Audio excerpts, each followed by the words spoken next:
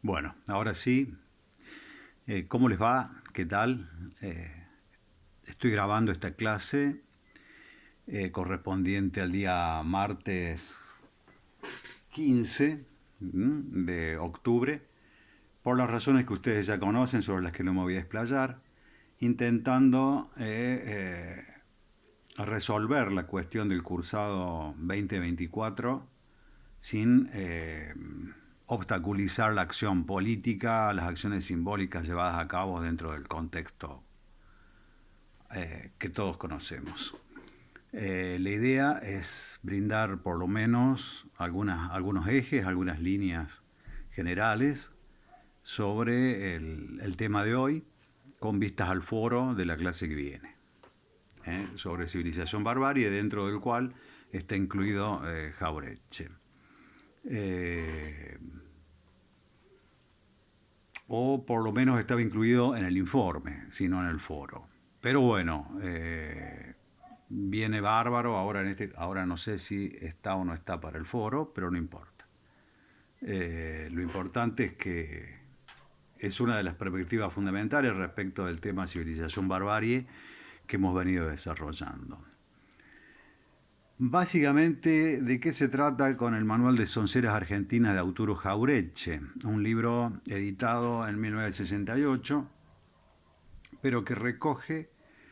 un pensamiento del autor que creo que podríamos considerar que abarca fácilmente desde la década del 30 hasta la década del 60, respecto de los principales problemas que hemos venido tratando acerca de la filosofía argentina y latinoamericana, vinculado con la formación y proyección de los estados-nación modernos, eh, bajo cuya conceptualización se fundan básicamente los países latinoamericanos en una etapa postcolonial, o por lo menos posterior a la colonización efectiva, material, por parte de España. Y otros, bueno, Brasil, por parte de la corona portuguesa, etcétera.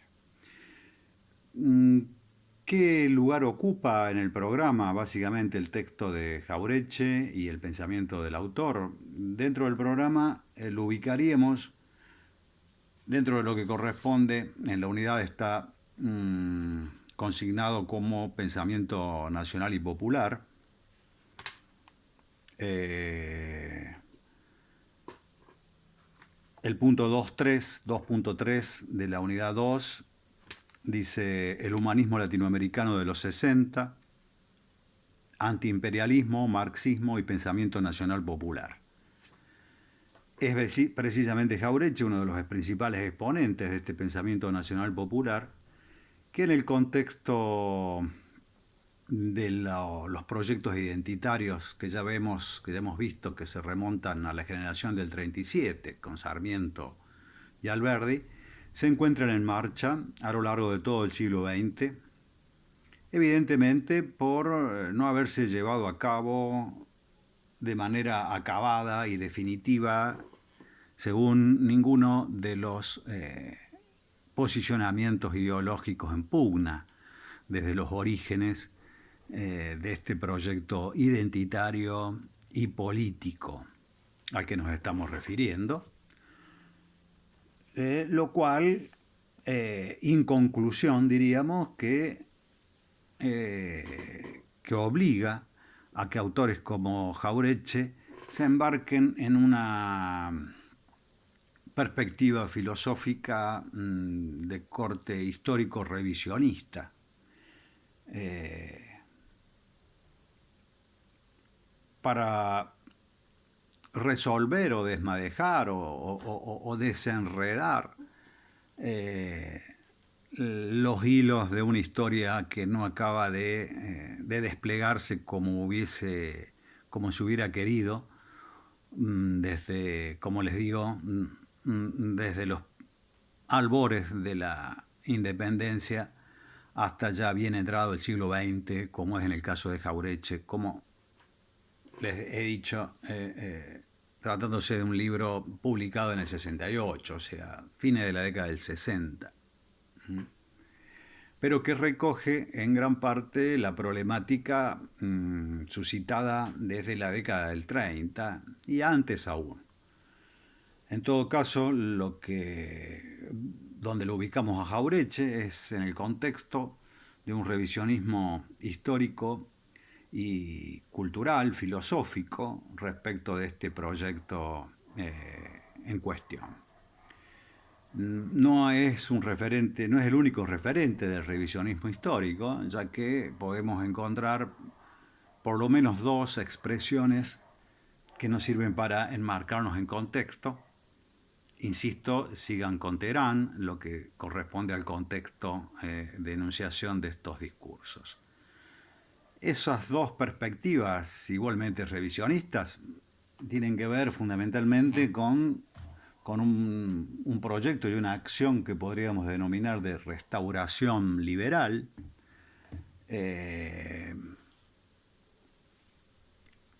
tiene como principal referente a la revista, a la publicación Imago Mundi, cuyo primer número desde el 55, digamos desde el derrocamiento del gobierno constitucional de Perón, reivindica no solo lo que se llamó la Revolución Libertadora, que fue en verdad la revolución fusiladora, el golpe de Estado contra un gobierno democrático y constitucional, desde los ambientes universitarios, que son a la sazón en la época predominantemente antiperonistas, iba a decir antipopulares. Me contuve porque en gran medida esta élite intelectual universitaria está conformada por gente proveniente del radicalismo, pero lo cierto es que, como les digo, se focalizan básicamente en una especie de restauración del proyecto liberal que hemos visto nosotros, que tiene origen en la generación del 37, estableciendo lo que ellos le denominan la línea Mayo-Caseros, reuniendo dos momentos muy significativos en la historia del país, que, de acuerdo a sus ideas, sintetiza, como les digo, el proyecto de liberalismo conservador que hemos visto nacer con Alberti. Paralelamente nos encontramos con un revisionismo de tipo fundamentalmente eclesiástico-militar, católico integrista, reaccionario frente a lo que ha venido siendo el proyecto liberal, autocomprendido como cosmopolita y, como lo hemos visto, eminentemente, fundamentalmente abierto a las ideas eurocéntricas respecto de la constitución política y social del país y de la identidad en juego, que, como les digo, enfrenta ese revisionismo integrista, católico integrista, opuesto a un liberalismo que considera fundamentalmente cipayo, antinacional, y sometido a los mandatos del imperialismo británico, que a la sazón maneja el mercado económico nacional, entre comillas, visto desde este punto de vista, desde fines del siglo XIX, con las políticas básicamente de corte agroexportador, en el marco internacional de una división internacional del trabajo y de la producción, dentro de la cual Argentina ocupa el lugar del famoso granero del mundo, es decir, proveedor de materias primas sin ningún tipo de valor agregado ni desarrollo industrial. Fundamentalmente es contra esa política real llevada a cabo desde la década del 80 del siglo XIX hasta la década del 30 año en el que se produce el golpe al gobierno constitucional electo de Hipólito Yrigoyen por parte del Ejército Nacional, ¿no? Siendo todo este periodo considerado por este revisionismo, como les digo, integrista, de derecha, católico,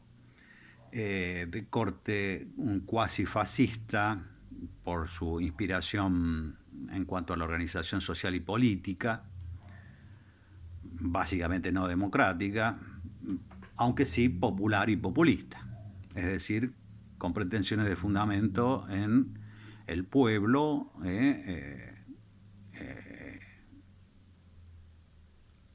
como sujeto histórico precisamente en pugna, entre otras cosas. Frente a estos dos movimientos, digamos, de un revisionismo histórico prerepublicano respecto de la República moderna por parte del nacionalismo integrista y restaurador del liberalismo conservador por parte de esta élite universitaria fundamentalmente antiperonista,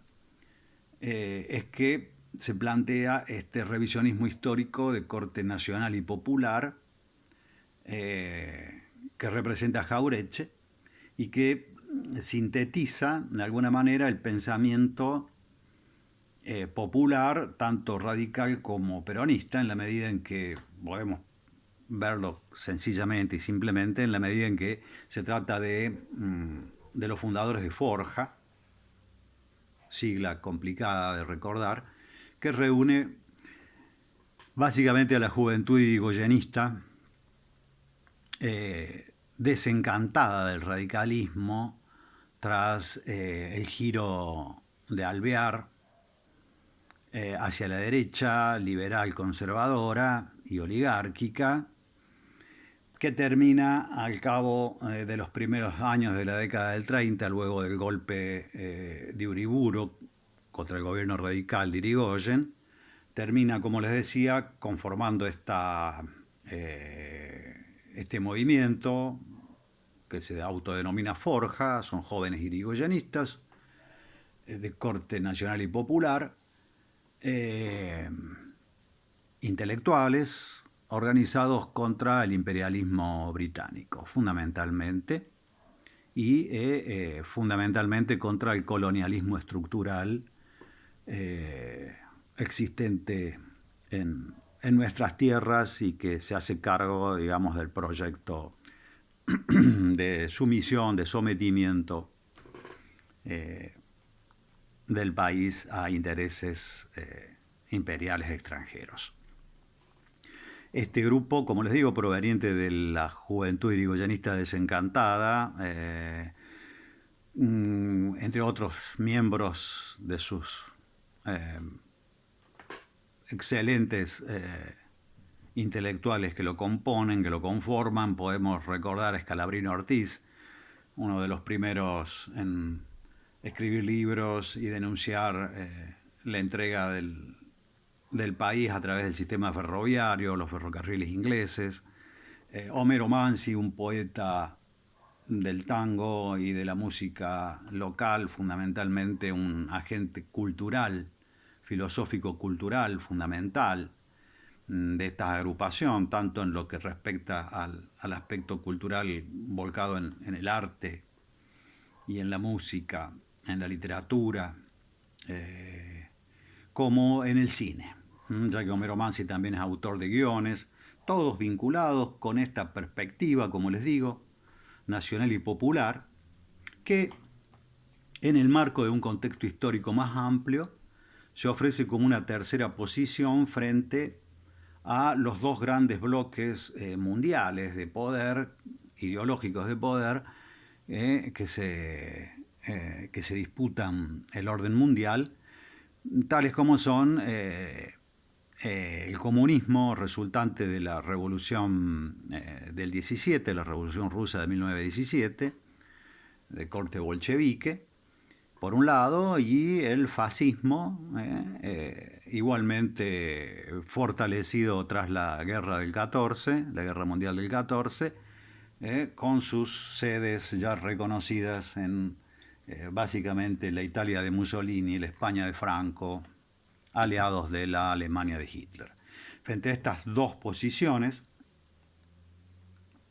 es que se plantea esta tercera posición de corte nacional y popular. En Argentina, dentro de la historia de las ideas en Argentina, tenemos a José Ingenieros, positivista, filósofo, que desde el punto de vista del pensamiento social y político se encuentra afiliado, digamos, a lo que ha sido la Revolución Rusa del 17, como les decía, con ideas fundamentalmente de corte bolchevique, y como principal referente del fascismo y del nacionalismo fascista lo tenemos a Leopoldo Lugones, que ya en el 24 anuncia la hora de la espada y luego termina escribiendo, incluso se supone, creo, el discurso del golpe del 30 de Uriburu. Frente a estas, digamos, en el marco de este contexto es que lo ubicamos entonces a Jauretche, a Forja y a esta posición filosófica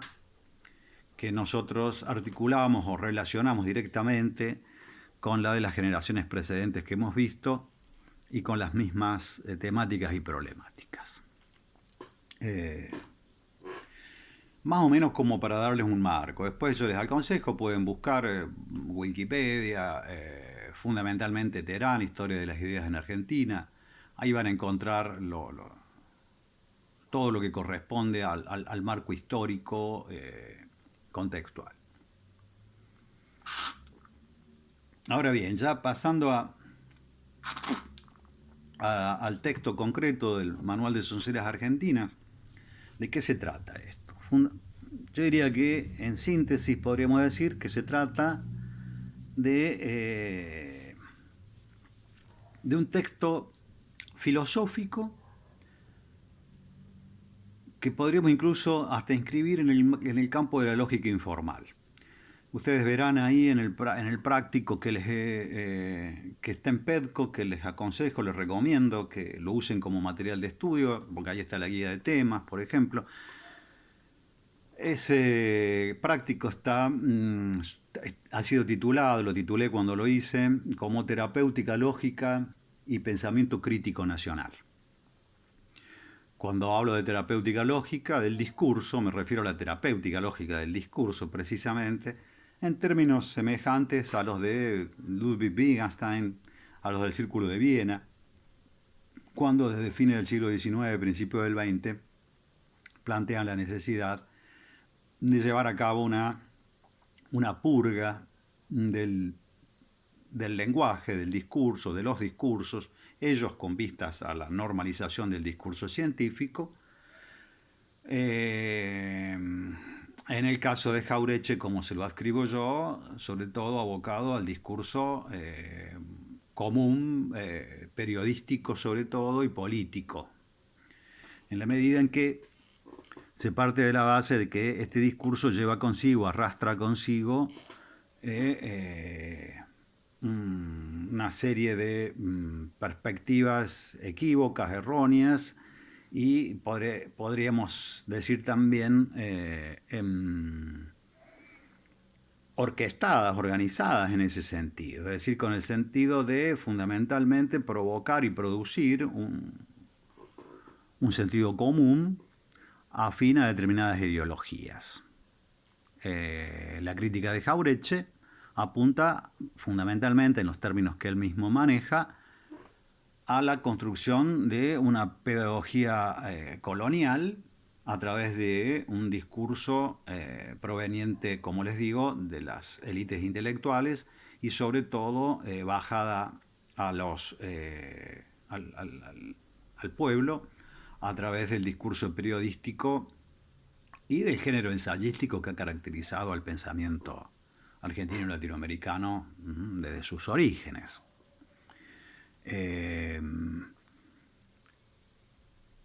En este sentido es que Jauretche describe a las sonceras básicamente como un sistema de elementos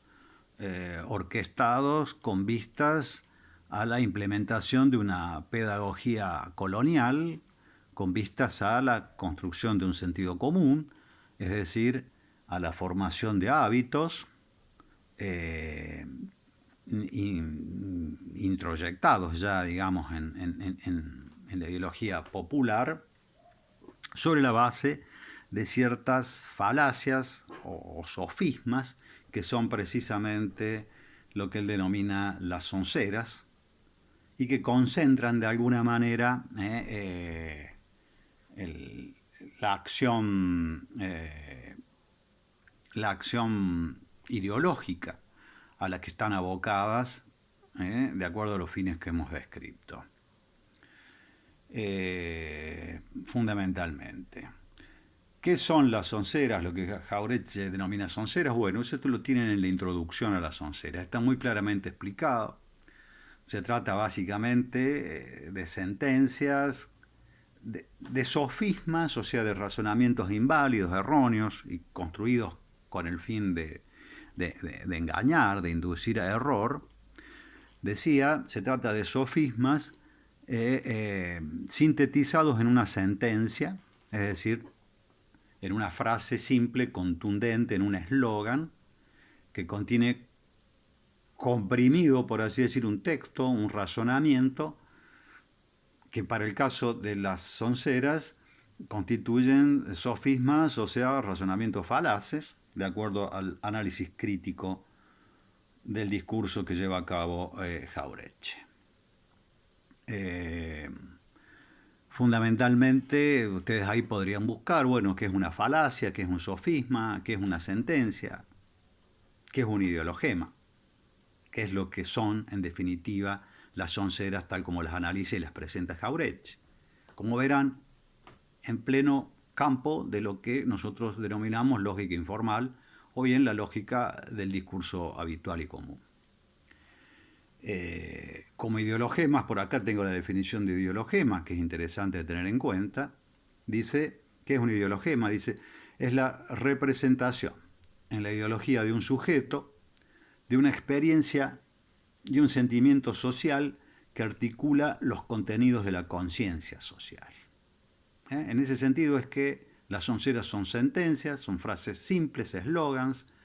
que se supone que son el resultado de un razonamiento, que por otra parte es considerado un razonamiento falaz, es decir, basado en premisas falsas,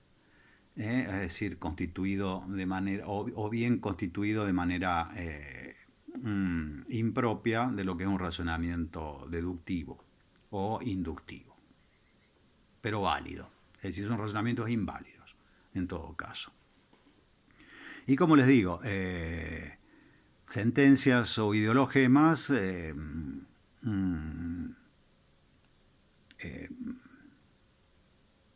generados y difundidos con el fin de una pedagogía colonial y de la perpetuación de un colonialismo estructural, básicamente en el planteo de Jauretche. Yo creo que después los demás detalles sobre qué son las onceras, bueno, habría que ver cuál es su origen. Entre otros orígenes, el que refiere Jauretche es el de estar basado en algunas ilusiones del siglo XIX, interesante para linkear, para relacionar con la idea de evolución y progreso, que viene a ser una de las claves de bóveda del pensamiento ilustrado, que en nuestras latitudes apunta, digamos, a fundamentar el pensamiento liberal. A partir de ahí podremos describir esta terapéutica lógica del discurso de Jauretche como un intento de deconstrucción, ¿no?, del dispositivo colonial tal como éste transcurre a través de los discursos. Sería muy interesante en la actualidad aplicar este criterio para pensar, bueno, por qué vías discurre o transcurren los discursos abocados a la conformación de subjetividades en la actualidad. Evidentemente, no tendríamos que poner el énfasis tanto en el discurso periodístico, aunque no es poco lo que todavía continúa pasando por ese medio, sino también y sobre todo a los discursos de las redes sociales, que son los que actualmente preponderan en la perspectiva de la lucha de interpretaciones que se da en el marco de la disputa ideológica y cultural respecto de las identidades y la diversidad nacional y nacionales en juego, y los sujetos concernidos, o sea, entre otros, nosotros. ¿Qué tipo de nosotros? ¿Cuál es y habría de ser el nosotros implicado, o los nosotros implicados, los unos y los otros del caso? Es lo que se sigue dirimiendo por medios igualmente publicitarios, porque de lo que se trata básicamente es de esta producción de un sentido común, de formas de pensar, es decir, de posiciones y perspectivas. ¿Qué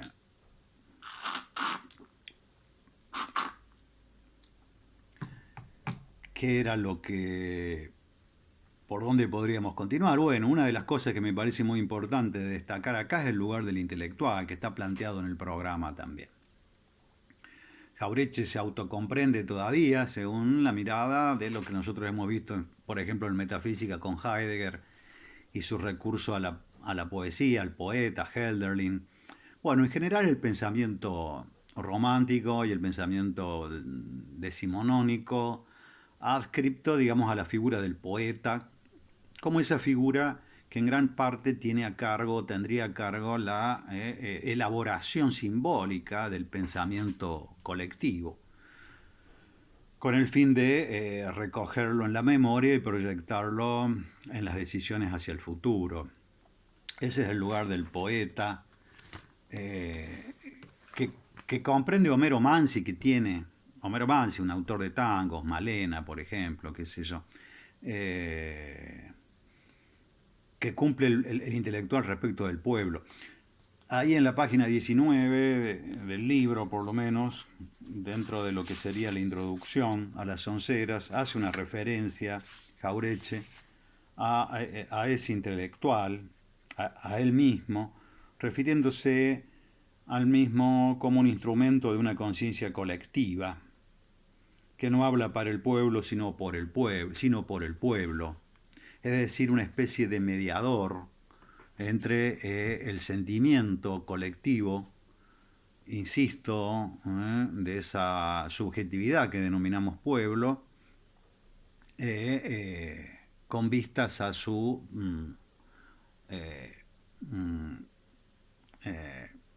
organización y vehiculización. Interesante, les digo, de mantener esta perspectiva para comparar y pensar, sobre todo, bueno, cuál es el lugar del intelectual hoy en el contexto de las mismas disputas que se siguen repitiendo a lo largo de nuestra historia, dentro de las cuales el intelectual, la figura del intelectual, ocupa un lugar, aun cuando sea, obviamente, más o menos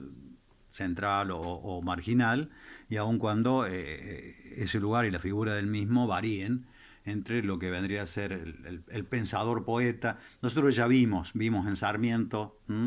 en Mitre, en Martí, qué tipo de intelectual es el que se forja respecto de los ideales y de los proyectos.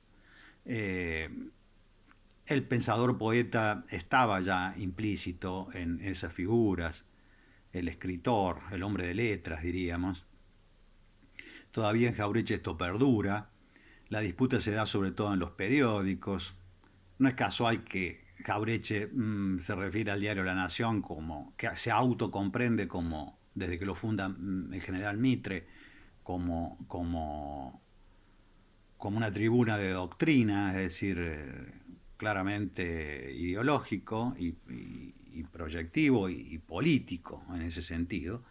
¿no? Y las distintas figuras que a lo largo del tiempo, en estos 200 años de historia, se van consagrando, es decir,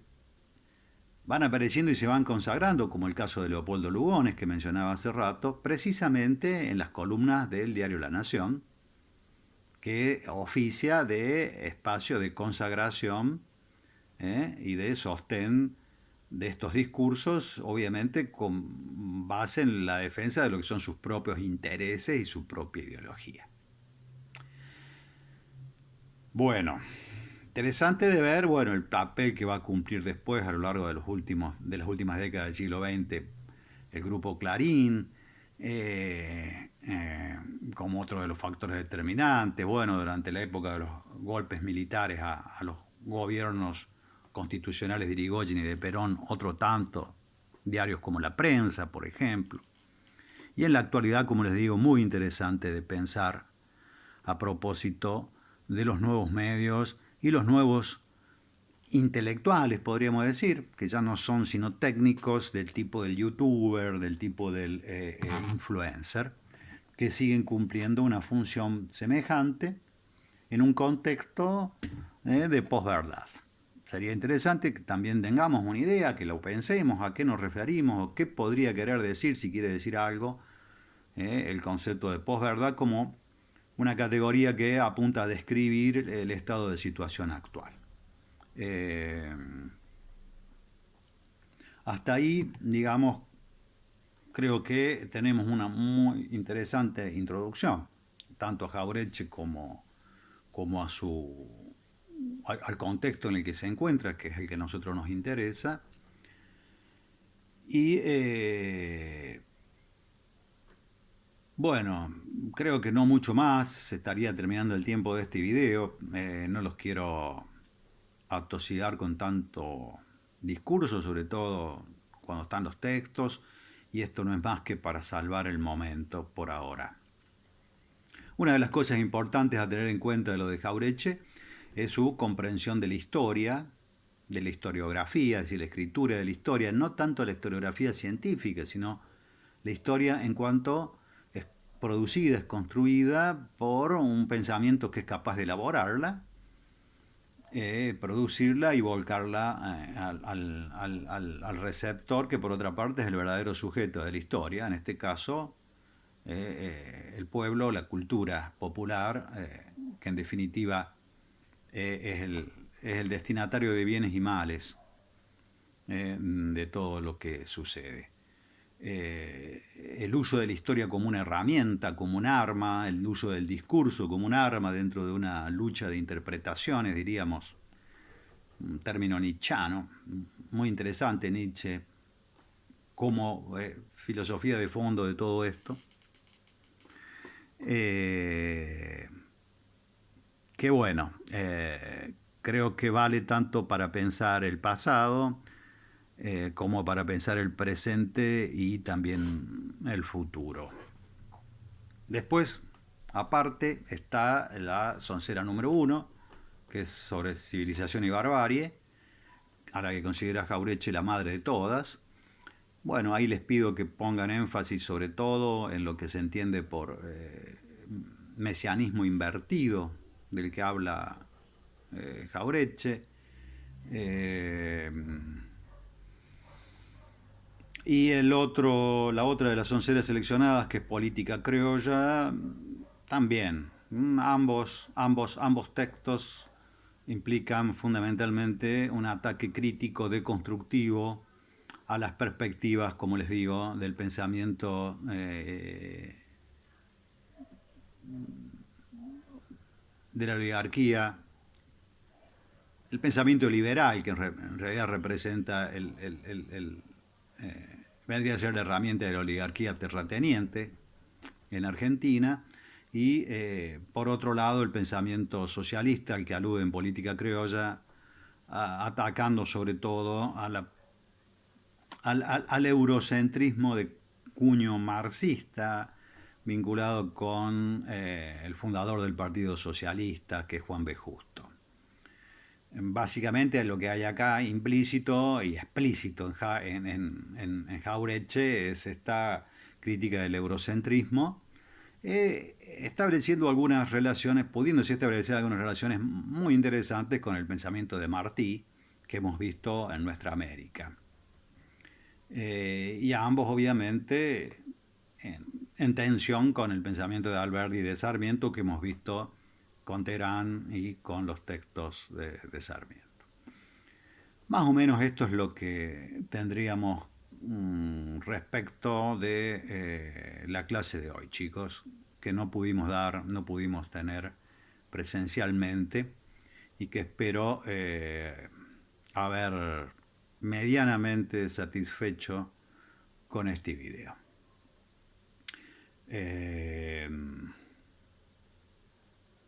Me quedé pensando en Nietzsche, ¿no? Nietzsche plantea en la segunda intempestiva, dice Nietzsche, me quedé pensando en Nietzsche a propósito del revisionismo y de la historia crítica. El revisionismo crítico, el revisionismo histórico es crítico. Solo podés poner bajo revisión algo que se supone que ha sido mal hecho. En la segunda intempestiva, esos escritos de juventud de Nietzsche, preocupado por las instituciones educativas y científicas, sobre todo por el nacimiento de la historiografía moderna, dice Nietzsche ahí, hay tres formas de hacer la historia, con esa capacidad de síntesis que tiene. Una es la historia monumental, otra es la historia crítica y otra es la historia del anticuario. Cada una de estas tres formas hablan del pueblo que la construye o que la produce, de la situación en la que se encuentra. Dice Nietzsche, la historia monumental es propia de los pueblos jóvenes, que lo que les importa es su potencia, su capacidad de proyección más allá de la verdad, y lo hace a través de la construcción de una mitología. Es decir, de imágenes que sean capaces de movilizar la acción, que era lo que quería Nietzsche respecto de Wagner en su época y para su pueblo. Un caso típico de esta historia monumental sería el de la historiografía, el de la historia norteamericana, ¿no? que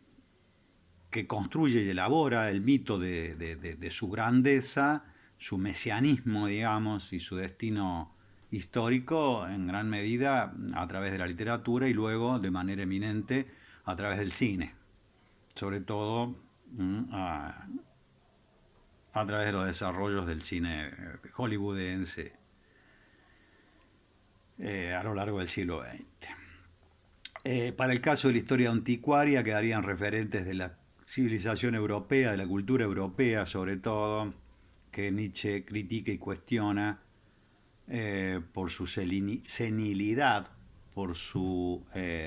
por así decir, por constituirse como una historia de archivo fundamentalmente. Y la tercera, que es la que nos importa, es la historia crítica, que dice Nietzsche, es propia de los pueblos que sufren y necesitan consuelo. Es decir, que reconocen que el camino ha sido errado o que en gran medida merece la pena ser revisado porque no ha llevado a buen puerto. Creo que eso es lo que caracteriza la época de Jauretche y los tres revisionismos a los que me estaba refiriendo. El liberal conservador oligárquico, el católico castrense más relacionado con el antiguo régimen europeo que con la moderna república, de los hermanos Irazusta, son muy interesantes de leer, la pluma de estos autores es brillante. Son los principales críticos de la política liberal cipaya vendepatria desde un nacionalismo integrista. Y por último, como les digo, este revisionismo de corte nacional y popular, reivindicador básicamente de las experiencias tanto irigoyenista como peronista que representa Jauretche y el grupo Forja. Todo eso hacia fines de los años 70. Después vendrá con el 76 la dictadura más sangrienta y cruel y brutal que se haya llevado a cabo por estas tierras, que bueno, llega hasta nuestros días con sus coletazos. Chicos, esto es todo. Ya estamos en los 40 minutos, que es lo máximo que me aguanta el celular para subir a YouTube. Lo subo y se los mando. Espero que esté bueno y que les sirva. Nos vemos el martes. Chaucito.